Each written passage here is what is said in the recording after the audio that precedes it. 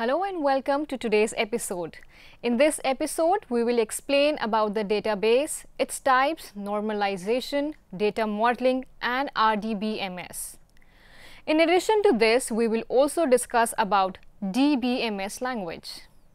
I am Shivangi Anand and the subject expert of this episode is Nazia Hussain, teaching in Bangalore University. So, let us start with database and its different types.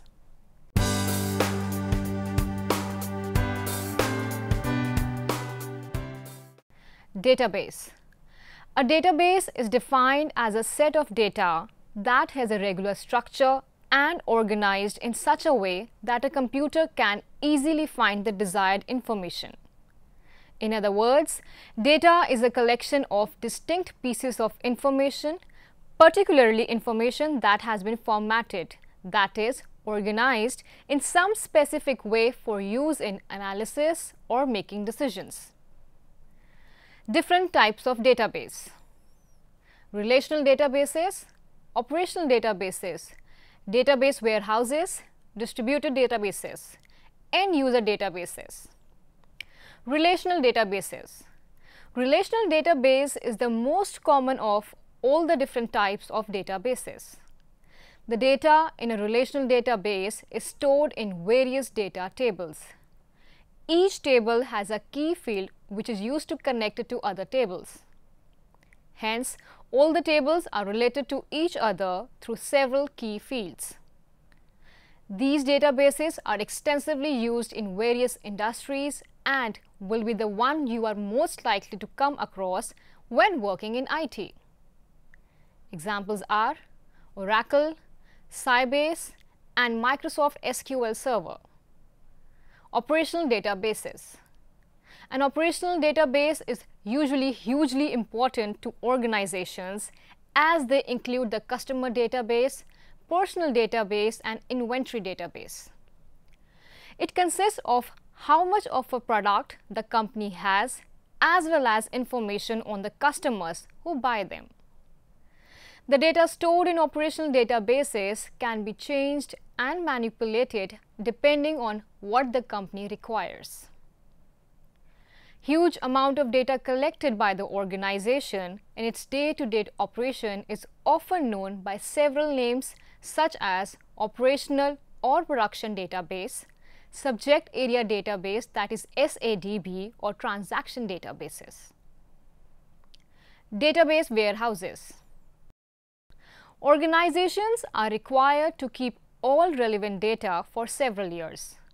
This data is also an important source of information for analyzing and comparing the current year data with that of the past years, which also makes it easier to determine key trends taking place. All this data from previous years are stored in a database warehouse. Since the data stored has gone through all the kinds of screening, editing, and integration, it does not need any further editing or alteration. Hierarchical databases.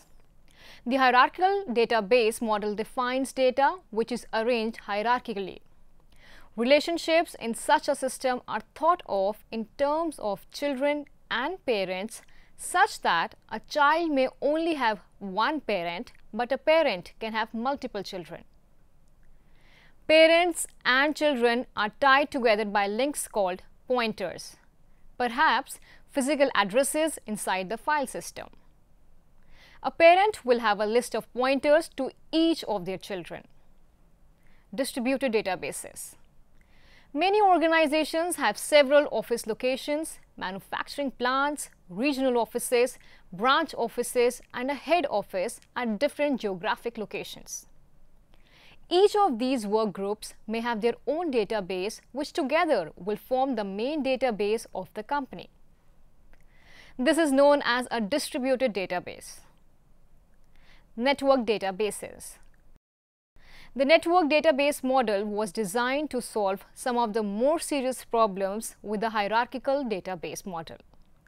Specifically, the network model solves the problem of data redundancy by representing relationships in terms of sets rather than hierarchy.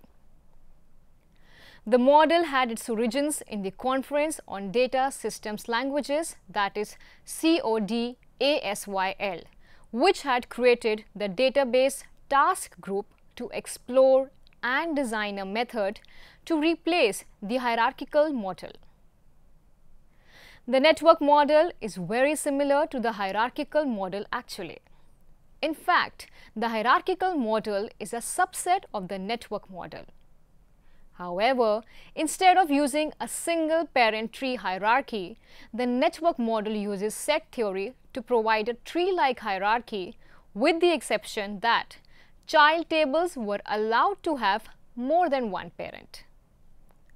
This allowed the network model to support many-to-many relationships. Visually, a network database looks like a hierarchical database in that you can see it as a type of tree. However, in the case of a network database, the look is more like several trees which share branches. Thus, children can have multiple parents and parent can have multiple children. End-user databases. There is a variety of data available at the workstation of all the end users of any organization. Each workstation is like a small database in itself, which includes data in spreadsheets, presentations, Word files, notepads, and downloaded files. All such small databases form a different type of database called the end-user database. Data normalization. Database normalization is a technique of organizing the data in the database. Normalization is a systematic approach of decomposing tables to eliminate data redundancy and undesirable characteristics like insertion, update, and deletion anomalies. It is a multi-step process that puts data into tabular form by removing duplicated data from the relation tables. Normalization is used for mainly two purposes: eliminating redundant, that is useless data, ensuring data dependencies make sense, that is, data is logically stored. Data normalization is a process in which data attributes within a data model are organized to increase the cohesion of entity types. In other words, the goal of data normalization is to reduce and even eliminate data redundancy, an important consideration for application developers because it is incredibly difficult to store objects in a relational database that maintains the same information in several places. Normalization rules are divided into following normal form: first normal form, second normal form, third normal form, BCNF.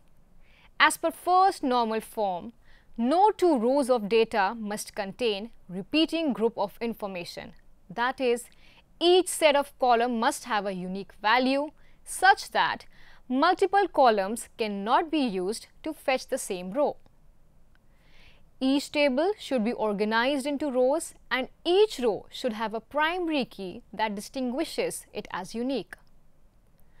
The primary key is usually a single column, but sometimes more than one column can be combined to create a single primary key. For example, consider a table which is not in first normal form. Student table. Student, age, subject. Adam, age is 15 and the subject is biology and maths. Name of student is Alex, age is 14 and the subject name is maths. Name of the student is Stuart, age is 17 and the subject name is maths. In first normal form, any row must not have a column in which more than one value is saved, like separated with commas. Rather than that, we must separate such data in multiple rows. Student table following 1NF will be student, age, subject. Name of the student is Adam, age is 15 and the subject is biology. Name of the student is Adam, age is 15 and the subject name is maths. Name of the student is Alex, age is 14 and the subject name is maths. Name of the student is Stuart, age is 17 and the subject name is maths. Using the first normal form, data redundancy increases as there will be many columns with same data in multiple rows, but each row as a whole will be unique. As per the second normal form, there must not be any partial dependency of any column on primary key. It means that for a table that has concatenated primary key, each column in the table that is not part of the primary key must depend upon the entire concatenated key for its existence. If any column depends only on one part of the concatenated key, then the table fails second normal form. In example of first normal form, there are two rows for Adam to include multiple subjects that he has opted for. While this is searchable and follows first normal form, it is an inefficient use of space. Also in the above table in first normal form, while the candidate key is student, subject, age of student only depends on student column, which is incorrect as per second normal form. To achieve second normal form, it would be helpful to split out the subjects into an independent table and match them up using the student's name as foreign keys. New student table following 2NF will be student and age. Adam, age is 15, name of the student is Alex, age is 14, name of the student is Stuart, age is 17. In student table, the candidate key will be student column because all other column, that is age, is dependent on it. New subject table introduced for 2NF will be student and subject. Name of the student Adam, name of the subject biology. Name of the student Adam, name of the subject maths. Name of the student Alex, name of the subject maths, and name of the student is Stuart and name of the subject is maths. In subject table, the candidate key will be student subject column. Now both the above tables qualifies for second normal form and will never suffer from update anomalies. Although there are a few complex cases in which table in second normal form suffers update anomalies, and to handle those scenarios, third normal form is there. Third normal form applies that every non-prime attribute of table must be dependent on primary key, or we can say that there should not be the case that a non-prime attribute is determined by another non-prime attribute. So this transitive functional dependency should be removed from the table, and also the table must be in second normal form. For example, consider a table with following fields: student underscore detail table, student underscore ID, student underscore name, DOB, street, city, state, zip.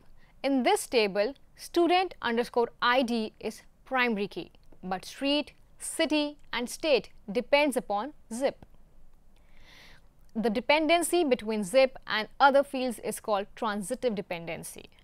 Hence, to apply 3NF, we need to move to the street, city and state to new table with zip as primary key. New student underscore detail table, student underscore ID, student underscore name, DOB, zip, address table, zip, street, city, state.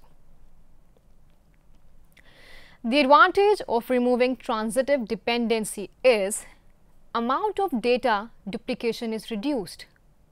Data integrity is achieved. B.B.S and COD normal form is a higher version of the third normal form. This form deals with certain type of anomaly that is not handled by 3NF. A 3NF table which does not have multiple overlapping candidate keys is said to be in BCNF. For a table to be in BCNF, following conditions must be satisfied. R must be in third normal form, and for each functional dependency, X leads to Y, whereas X should be a superkey. Data warehouse. A data warehouse is a subject-oriented, integrated, time-varying, non-volatile collection of data in support of the management's decision-making process. A data warehouse is a centralized repository that stores data from multiple information sources and transforms them into a common, multi-dimensional data model for efficient querying and analysis. Data flow diagram, that is DFD, provides a visual representation of the flow of information, that is data, within a system. By creating a data flow diagram, you can tell the information provided by and delivered to someone who takes part in system processes the information needed in order to complete the processes and the information needed to be stored and accessed. Data flow diagram is widely used in software engineering. Database administrators. A database administrator, that is DBA, directs or performs all activities related to maintaining a successful database environment. Responsibilities include designing, implementing, and maintaining the database system, establishing policies and procedures pertaining to the management, security, maintenance, and use of the database management system, and training employees in database management and use. A DBA is expected to stay abreast of emerging technologies and new design approaches. Typically, a DBA has either a degree in computer science or some on-the-job training with a particular database product or more extensive experience with a range of database products. A DBA is usually expected to have experience with one or more of the major database management products such as Structured Query Language, SAP, and Oracle-based database management software. Role of database administrators. The role may include capacity, planning, installation, configuration, database design, migration, performance monitoring, security, troubleshooting, backup, and data recovery. Database languages are used for read, update, and store data in a database. There are several such languages that can be used for this purpose. One of them is SQL, that is Structured Query Language.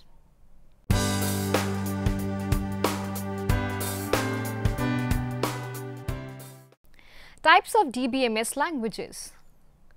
Data Definition Language, that is DDL.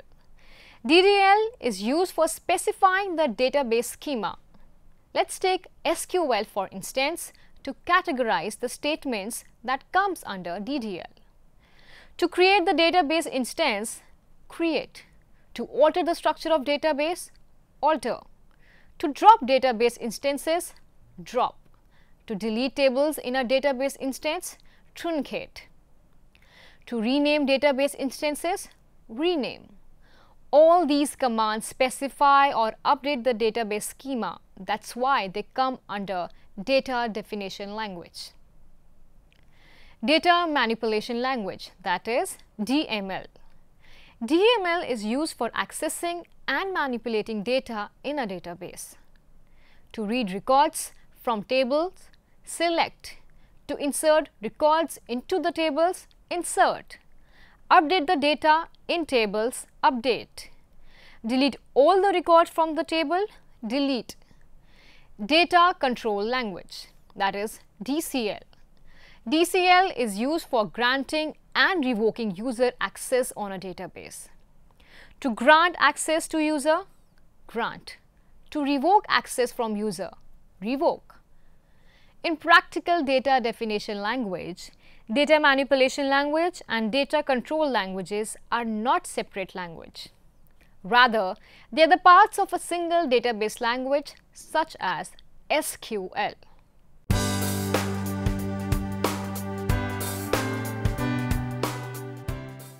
SQL, Structured Query Language, is a special purpose programming language designed for managing data held in a relational database management system, that is RDBMS, or for stream processing in a relational data stream management system, that is RDSMS. Queries.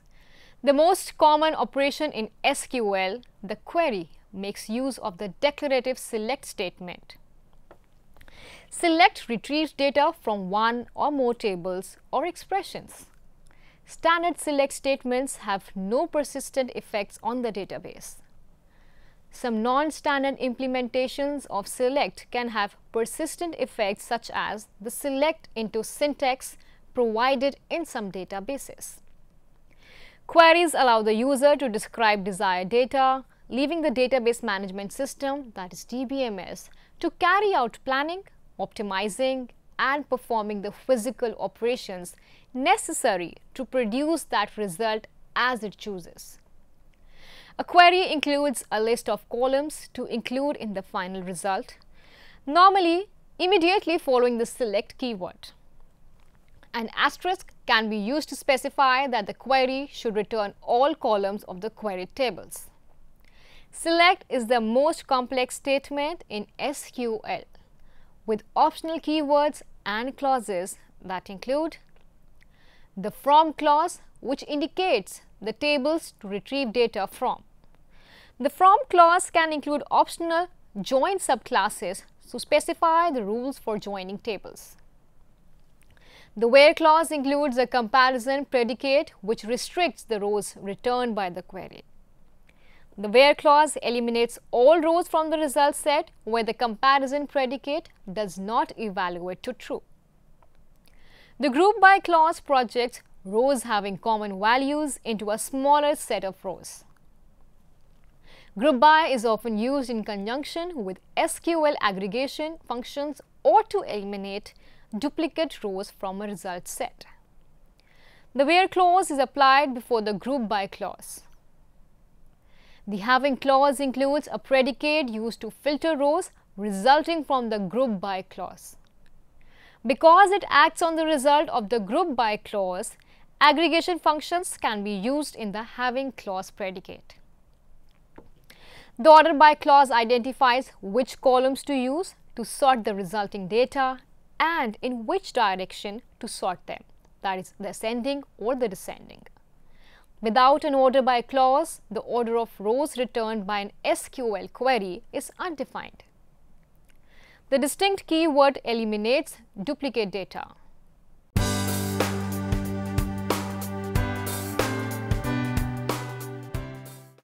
C++ programming language. C++ is the middle level programming which runs on a variety of platforms such as Windows, Mac OS and the various versions of Unix. C++ is a statically typed, compiled, general-purpose, case-sensitive, free-form programming language that supports procedural, object-oriented and generic programming. C++ is regarded as a middle-level language as it comprises a combination of both high-level and low-level language features. C++ is a superset of C, and that virtually any legal C program is a legal C++ program. C++ fully supports object-oriented programming, including the 4 pillars of object-oriented development: encapsulation, data hiding, inheritance, polymorphism. Advantages of C++. C++ is used by hundreds of thousands of programmers in essentially every application domain. C++ is being highly used to write device drivers and other software that rely on direct manipulation of hardware under real-time constraints. C++ is widely used for teaching and research because it is clean enough for successful teaching of basic concepts. C++ compiler. This is actual C++ compiler which will be used to compile your source code into final executable program. Most C++ compilers don't care what extension you give your source code. But if you don't specify otherwise, many will use .cpp by default. Most frequently used and free available compiler is GNU-C/C++ compiler. Otherwise, you can have compilers either from HP or Solaris if you have respective operating systems. When we consider a C++ program, it can be defined as a collection of objects that communicate via invoking each other's methods. Objects have properties and behaviors. Example, a dog has properties, color, name, breed, as well as behaviors. Wagging, barking, eating. An object is an instance of a class. A class can be defined as the template, blueprint that describes the behaviors, states the objects of its type support. Methods. A method is basically a behavior. A class can contain many methods. It is in methods where the logics are written, data is manipulated, and all the actions are executed. Instance variables. Each object has its unique set of instance variables. An object state is created by the values assigned to these instance variables. C++ offers the programmer a rich assortment of built-in as well as user-defined data types. Following table lists down 7 basic C++ data types. Type and keyword. Boolean, bool. Character, char. Integer, int. Floating point, float. Double floating point, double. Valueless, void. Wide character, wchar_t. Several of the basic types can be modified using one or more of these type modifiers. Signed, unsigned, short, long. The following table shows the variable type, how much memory it takes to store the value in memory, and what is maximum and minimum value which can be stored in such type of variables. Let us quickly summarize what we have learned today. Decision making refers to the process of choosing the best alternative for reaching objectives. Managers make decisions which affect the organization daily and communicate those decisions to other organizational members. Some decisions affect a large number of organization members, which cost a great deal of money to carry out or have a long-term effect on the organization. MIS consists of 3 words such as management, information, and system. On the basis of these 3 words, MIS can be defined as a system which supplies information to management. MIS is a process of providing necessary information to management. System analysis and design refers to the process of examining a business situation with the intent of improving it through better procedures and methods. System analysis may be understood as a process of collecting and interpreting facts, identifying problems, and using the information to recommend improvements in the system. In other words, system analysis means identification, understanding, and examine the system for achieving predetermined goals, objectives of the system. The system analysis phase is very important in the total development efforts of a system. The user may be aware of the problem but may not know how to solve it. During system analysis, the developer, that is the system designer, works with the user to develop a logical model of the system. That is all for today. Hope you have understood the concept of MIS and steps of system development life cycle. We'll see you again with another topic on computer. Till then, take care. Bye. Thank